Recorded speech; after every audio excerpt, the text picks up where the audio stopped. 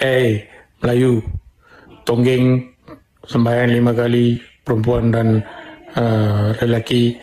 Perempuan What's on the news today? Apa video yang korang nampak ni, dia memang tengah menghina Islam, menghina cara kita solat. And then kalau korang tonton video penuh dia memang hina kau-kau lah. Sebab video ni dia buat khas untuk membalas balik apa yang Nabil Adin dengan Pak Azad buat. Tu niat dia dekat caption dia kan. And then korang dengar sampai habis, dia memang cakap masjid ni memang elok tempat melacur. Tu yang dia cakap lah.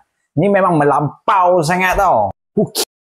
Aku dengar-dengar polis dah tengah cari kau sekarang. Memang melampau lah. Pasal yang 3 orang tu tak hina macam ni tau. Dia tak seteruk macam kau buat sekarang. Memang jauh beza lah. Apa yang kau buat sekarang, apa yang dia orang buat, memang jauh beza. Kau sekarang tengah menghina cara solat, menghina masjid, menghina Islam lah, senang cerita. Kau ni memang tak melampau. Sekarang polis tengah cari kau. Tunggu lah. Bang bang skibidi, yes yes.